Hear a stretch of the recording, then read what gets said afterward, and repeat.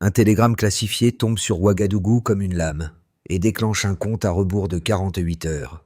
Dans quelques lignes serrées, il juxtapose 70% et des obligations de dette, rouvre des concessions minières anciennes et transforme un échange technique en ultimatum politique. Dans cette pression, Ibrahim Traoré doit choisir entre stabilité budgétaire immédiate et maîtrise durable de l'or, des emplois et des sites stratégiques, sachant que chaque heure peut durcir la réaction extérieure. Au cœur du Sahel, l'avenir tremble, les rumeurs montent, et la décision cesse d'être abstraite pour les rues. Le récit promet une lecture froide d'un basculement, sans héroïsation ni caricature. Comprendre les mécanismes permet de lire la crise sans illusion. L'enjeu immédiat n'est pas seulement une réponse à un ultimatum, mais la capacité d'un État enclavé à protéger ses sites, ses flux et sa marge diplomatique quand les pressions se combinent. Refuser 70%, c'est risquer des frictions sur la dette, la logistique et les équilibres régionaux. Céder, c'est accepter que la ressource stratégique dicte durablement l'architecture politique. La promesse implicite, elle, tient à une hypothèse: préserver la souveraineté minière sans provoquer un isolement irréversible, en transformant une contrainte en méthode mesurable. Ibrahim Traoré apparaît alors moins comme un symbole que comme un point de décision, obligé d'arbitrer entre court terme comptable et long terme institutionnel. Le fil conducteur reste simple. Chaque changeur change le prix de l'erreur. La première révélation tient en deux marqueurs simples.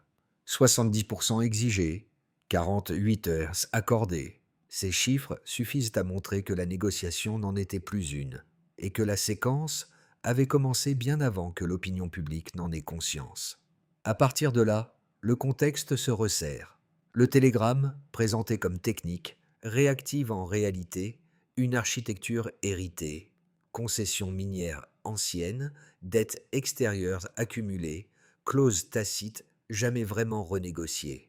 Ce faisceau explique pourquoi l'ultimatum vise l'or sans le nommer frontalement, et pourquoi le délai est conçu pour empêcher toute construction collective d'alternatives. Le message n'impose pas seulement une part de ressources, il impose un rythme. Dans les premières heures, une équipe réduite démonte chaque variable. Une économiste recalcule l'impact sur les recettes publiques. Un ingénieur des mines rappelle la vulnérabilité informationnelle de certains sites. Une juriste replace les concessions dans une chronologie précise, identifiant des leviers oubliés. Un officier signale des mouvements inhabituels autour de zones sensibles. Chacun apporte une pièce, et l'ensemble révèle un constat. Attendre équivaut à perdre du contrôle opérationnel. C'est dans ce cadre que Ibrahim Traoré intervient, non pour trancher, mais pour exiger une déconstruction méthodique des risques. Cette exigence modifie la dynamique interne. La décision n'est plus émotionnelle, elle devient séquentielle. Le temps, pourtant, continue de comprimer les options. Chaque heure rapproche soit d'une cession irréversible, soit d'un affrontement diplomatique élargi. À l'extérieur, le paysage est déjà tendu. Depuis plusieurs années, le pays révise ses contrats, rapatrie une part des bénéfices aurifères et renforce la transparence autour des sites. Vus de loin, ces gestes semblent marginaux. Dans le Sahel, ils déplacent des équilibres longtemps considérés comme fixes. Les analystes parlent d'un risque de rupture, la presse régionale d'un redressement assumé. La question centrale se précise alors: tenir la ligne maintenant ou la perdre avant même d'avoir répondu? Le premier impact se lit dans des scènes dino-brèves, presque invisibles depuis l'extérieur. Dans l'Ouest, l'ingénieur des mines décrit des sites où l'information circule plus vite que les ordres et où une hésitation administrative peut ouvrir la voie à des extractions discrètes ou à des transferts de données sensibles. Son rapport ne dramatise pas. Il aligne des risques opérationnels concrets, mesurables, immédiats. Agir tôt devient une condition de contrôle, non un geste politique. Un second tableau se dessine dans les chiffres internes. L'économiste montre que les ajustements engagés les années précédentes ont déjà modifié les flux de redistribution. Certaines puissances, habituées à des accords plus favorables, y voient une anomalie. Cette tension explique pourquoi l'ultimatum prend une forme abrupte. Il teste la solidité d'une trajectoire plus que la valeur d'une concession isolée. La juriste, elle, replace chaque clause dans une continuité historique. Des exemptions héritées, des concessions renouvelées par inertie, des zones grises juridiques apparaissent comme autant de leviers possibles si l'État décide de reprendre l'initiative. Rien n'est simple, mais rien n'est totalement verrouillé. Le droit, ici, devient un outil de tempo.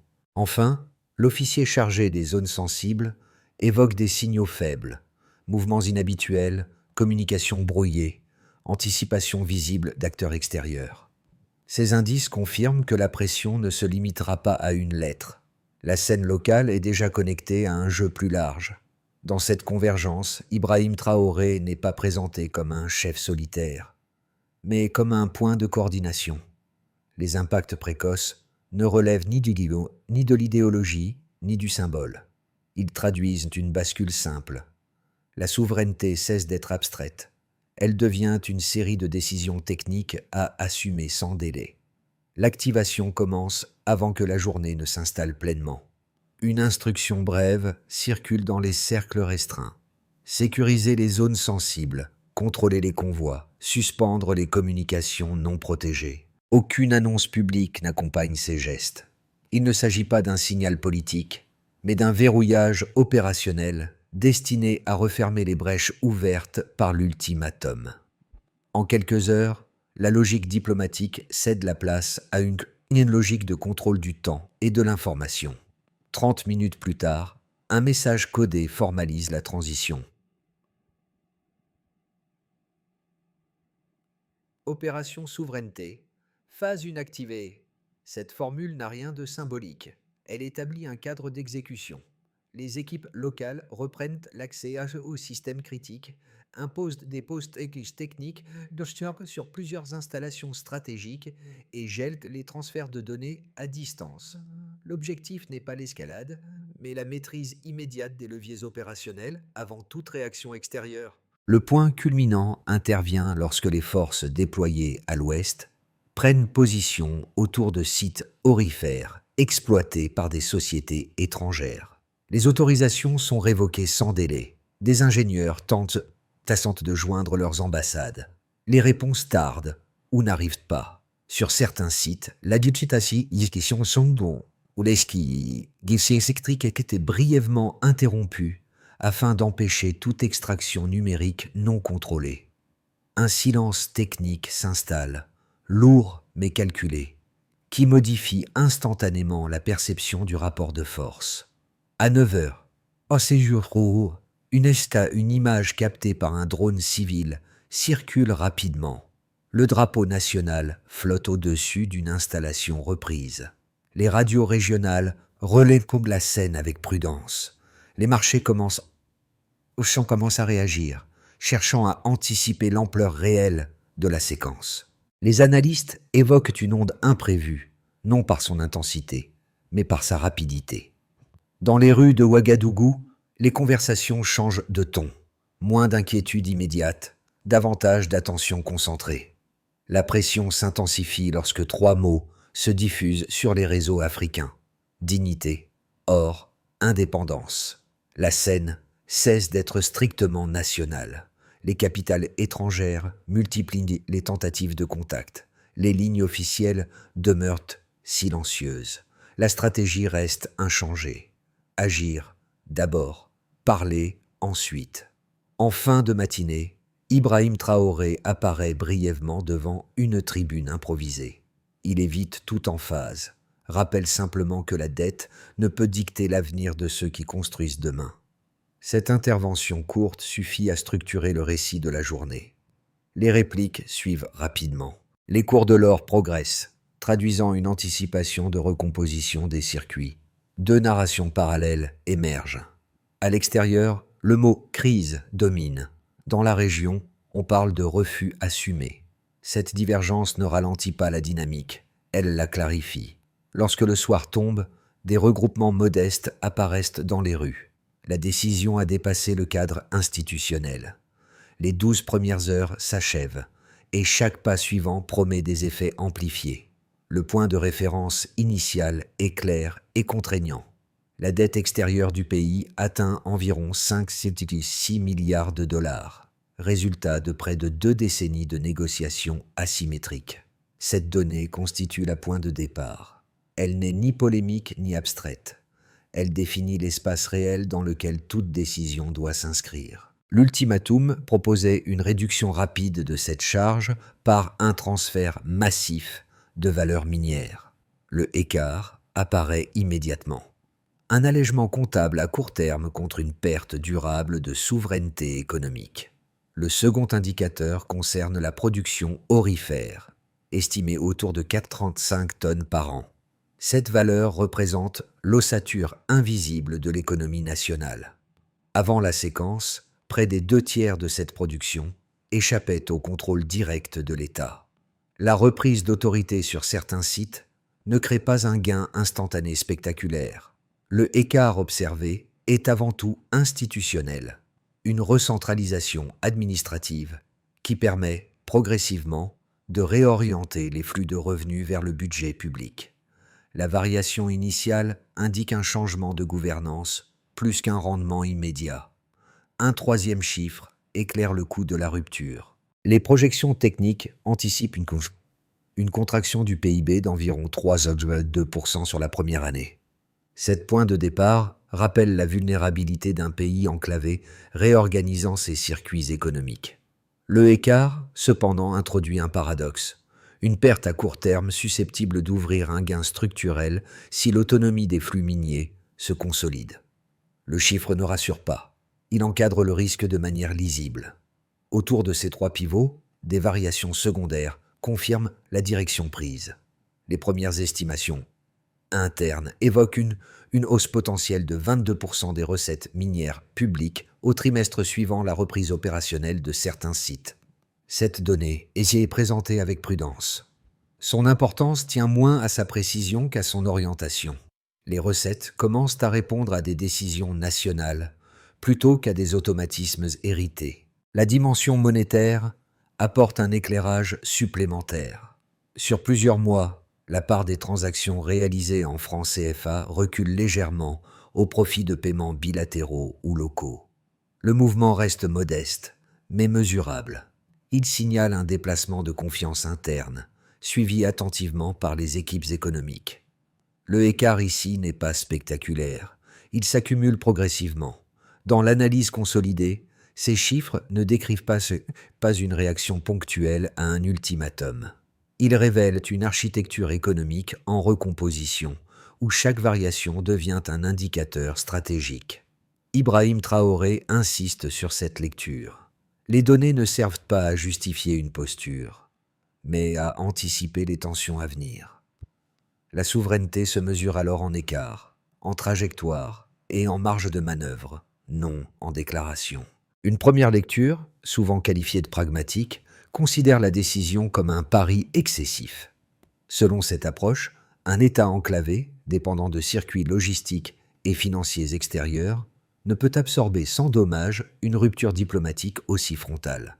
Les partisans de cette thèse invoquent des précédents régionaux, revendication de souveraineté minière, suivi de sanctions ciblées, retrait d'investissements, spéculation accrue sur les monnaies locales.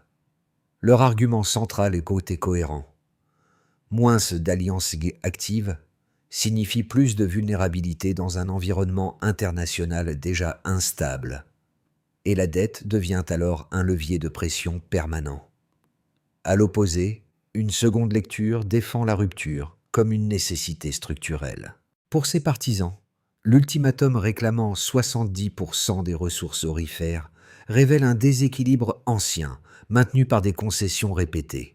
Il s'appuie sur des éléments observables dès les premières 24 heures. Reprise d'autorité sur les sites, recentralisation administrative, premiers signaux de redirection des revenus publics. Dans cette logique, accepter l'ultimatum aurait figé toute possibilité de réforme engagée, transformant une dépendance historique en norme durable. Le risque, ici, n'est pas la rupture, mais l'inertie. Entre ces deux pôles, une troisième approche tente de déplacer le débat. Des analystes universitaires proposent de lire la séquence comme une expérience à grande échelle, testant les limites d'un modèle économique imposé depuis des décennies. Ils notent que la réaction internationale, mêlant inquiétude et recalibrage, indique déjà que la décision met à l'épreuve des mécanismes longtemps tenus pour acquis. Le succès ou l'échec ne dépendrait pas d'un seul choix, mais de la capacité à transformer la contrainte initiale en méthode durable. Cette mise en balance ne cherche pas à trancher. Elle souligne que chaque position repose sur une rationalité interne, nourrie de données, de précédents et d'anticipations crédibles. Dans ce cadre, Ibrahim Traoré apparaît moins comme l'arbitre d'un duel idéologique que comme le gestionnaire d'un risque systémique. Le choix dépasse l'économie immédiate. Il redéfinit la place d'un État du Sahel dans un ordre régional en recomposition. Cette phrase courte apparaît sur les écrans alors que la crise semble atteindre son point de saturation. Elle ne sert pas de slogan, mais de révélateur. Un protocole, négocié hors champ, lie désormais plusieurs États du Sahel dans une logique de protection croisée de leurs ressources stratégiques. Ce dispositif, plus tard désigné comme le bouclier AES, ne crée pas une alliance improvisée. Il formalise une coordination déjà en gestation, tenue à l'écart du calendrier public. La révélation modifie la lecture des heures précédentes. Ce qui ressemblait à une décision isolée s'inscrit dans une architecture régionale.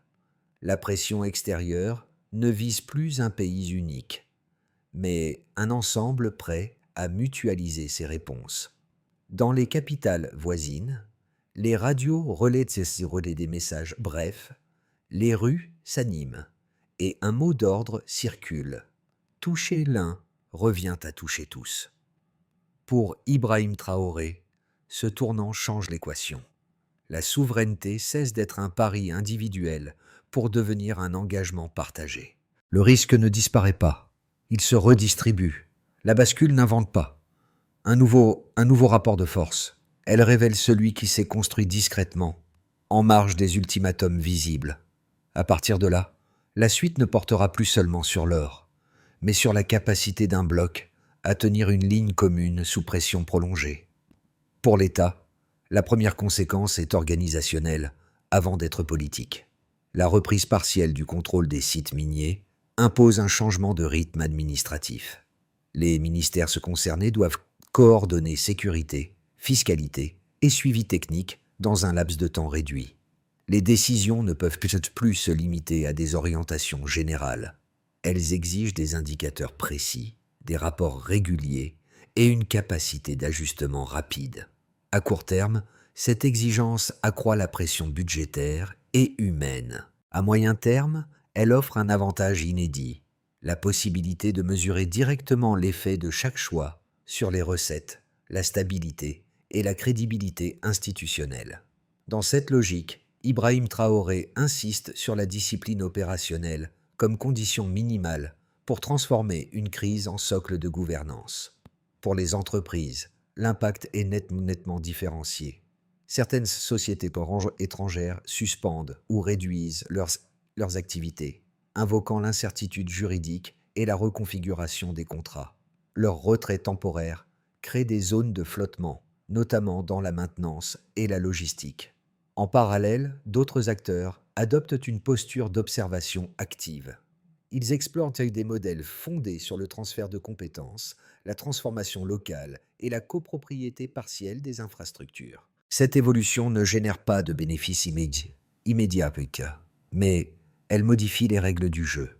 L'investissement n'est plus évalué uniquement en termes de rendement rapide, mais en fonction de la capacité à s'inscrire dans un cadre de souveraineté renforcé. Pour la population, les effets sont à la fois symboliques et pratiques.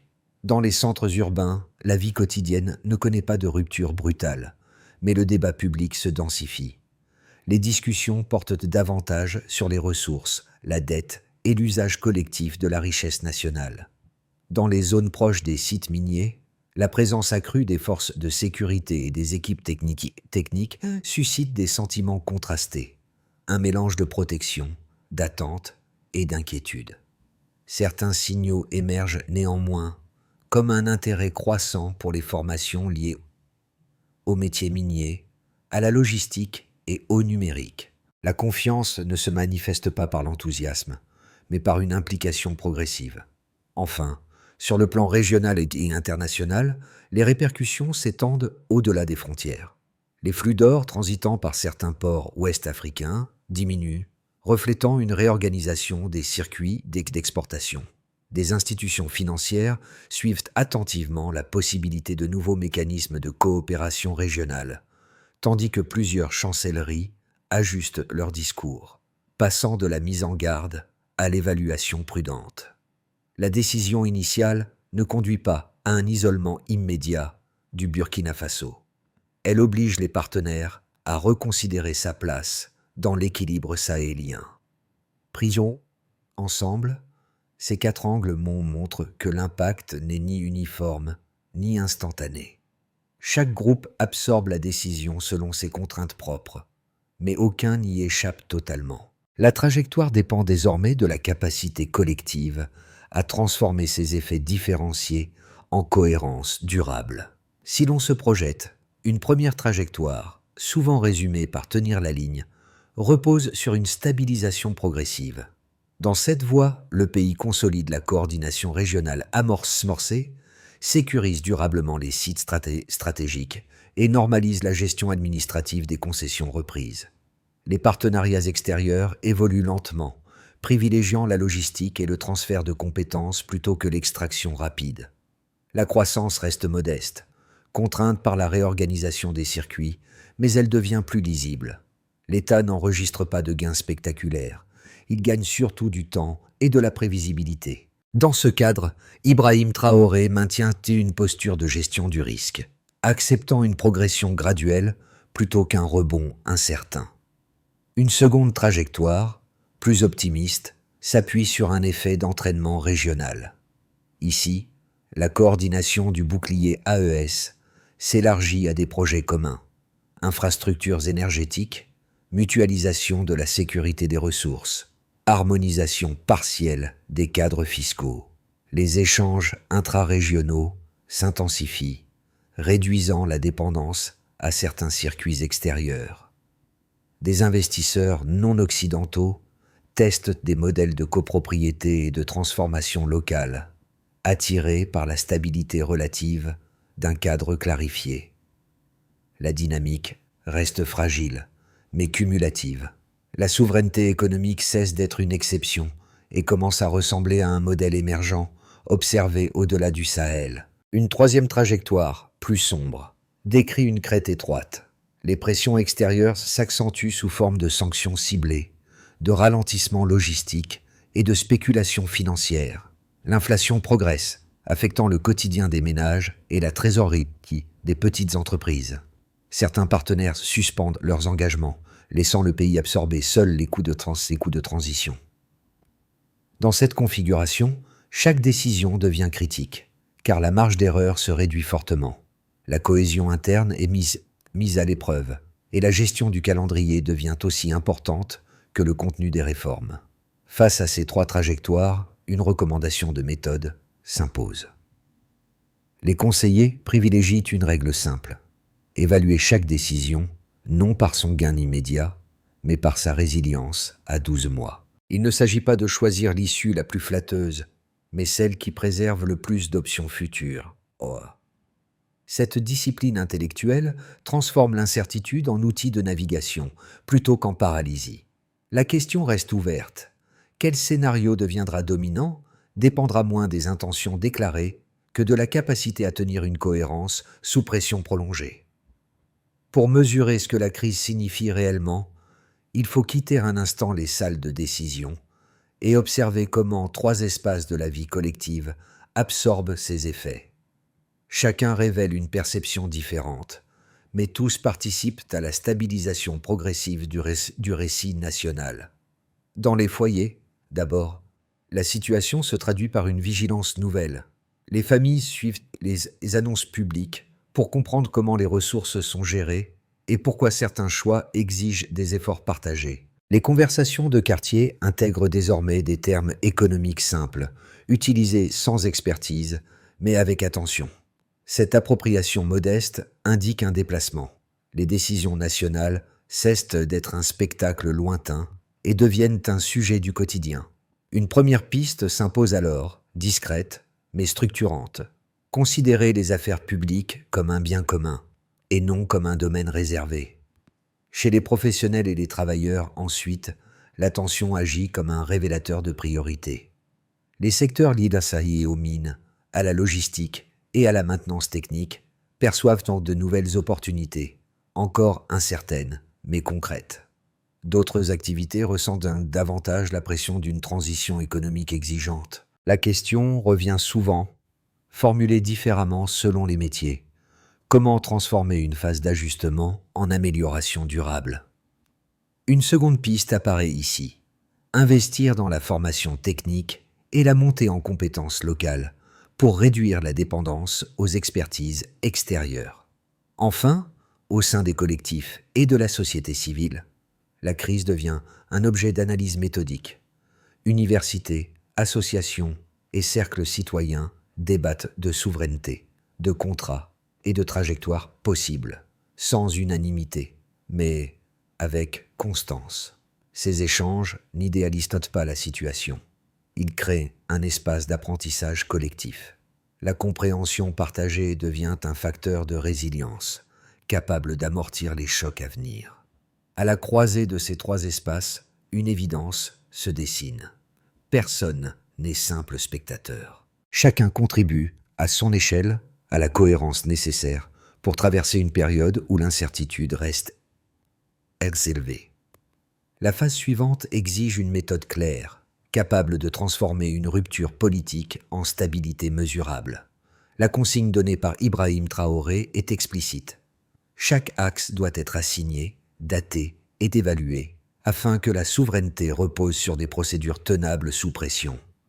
D'abord, il s'agit de sécuriser intégralement les sites stratégiques. Des unités mixtes assurent une présence continue autour des mines sensibles. L'action est immédiate et permanente. L'indicateur retenu reste volontairement simple.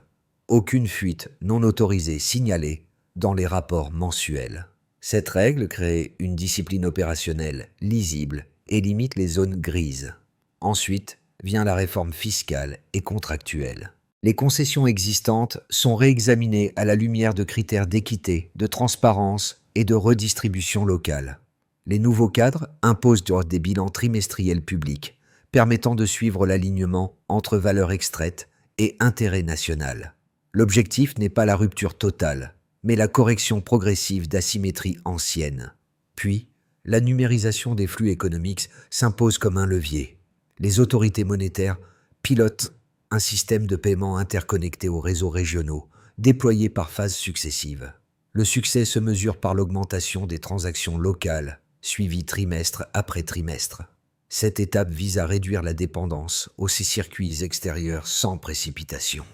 Dans le même mouvement, l'éducation économique prend sa place. Des modules pédagogiques expliquent dettes, ressources et échanges commerciaux, intégrés progressivement dans les cursus. L'indicateur n'est pas l'adhésion idéologique, mais la compréhension collective minimale des enjeux. Enfin, la coopération horizontale régionale devient un pilier. Chaque accord repose sur des bénéfices vérifiables et un suivi semestriel. Cette approche réduit la dépendance structurelle en privilégiant la réciprocité. Pris ensemble, ces axes dessinent une trajectoire pragmatique. Moins de discours, plus de vérification. La souveraineté devient un processus, non une posture. Un an après l'ultimatum, la petite salle devenue centre de crise refait surface dans la mémoire collective. L'économiste au ton posé, l'ingénieur des mines attentif aux détails, la juriste formée localement et le jeune officier chargé des zones sensibles se retrouvent cette fois sur une grande place d'Ouagadougou. Leur présence rappelle que la première réponse à la pression extérieure n'a jamais été un geste théâtral, mais un travail patient, construit dans l'urgence maîtrisée. Lorsque Ibrahim Traoré monte sur une estrade simple, l'atmosphère est différente de celle des premières heures. Il n'y a plus de compte à rebours visible, plus de télégrammes suspendus au-dessus des têtes. Le regard se tourne vers le chemin parcouru. Le dirigeant évoque brièvement les débuts, non pour glorifier une résistance, mais pour souligner l'apprentissage collectif qu'elle a déclenché. La décision initiale apparaît alors comme un point de départ, non comme une fin. Une phrase courte cristallise. Ce retour au motif initial. Nous protégeons ce qui nous appartient. Elle ne renvoie pas à une victoire totale, mais à une cohérence maintenue malgré les contraintes. Dans cette continuité, la souveraineté cesse d'être un slogan. Elle devient une pratique partagée, soutenue par des procédures, des compromis et une vigilance durable. Ce rappel émotionnel n'efface ni les coups ni les incertitudes. Il rappelle simplement pourquoi la ligne a été tenue et pourquoi elle continue de l'être. À mesure que la phase aiguë s'éloigne, un constat s'installe lentement. L'histoire écrite durant ces mois n'appartient ni à un document, ni à un ultimatum, ni même à un dirigeant isolé. Elle se prolonge dans des gestes ordinaires, des décisions locales et des débats publics qui donnent corps à une souveraineté souvent invoquée, rarement pratiquée. Les marchés, les écoles et les ateliers deviennent des lieux où l'on discute de ressources, de choix collectifs et de responsabilités partagées, sans emphase, mais avec constance. Dans cette continuité, Ibrahim Traoré n'apparaît plus comme le centre unique du récit, mais comme l'un des points d'impulsion d'un mouvement plus large. La trajectoire du pays reste exposée à des contraintes réelles, et rien n'est figé. Les équilibres peuvent encore évoluer, se renforcer ou se fragiliser selon la cohérence maintenue dans la durée. La question qui demeure n'est donc pas celle d'une victoire définitive, mais d'une attention collective. Observer, comprendre, participer, même modestement, devient une manière de prolonger ce qui a été amorcé sous pression. Quelle place chacun souhaite-t-il occuper dans cette histoire encore en train de s'écrire ?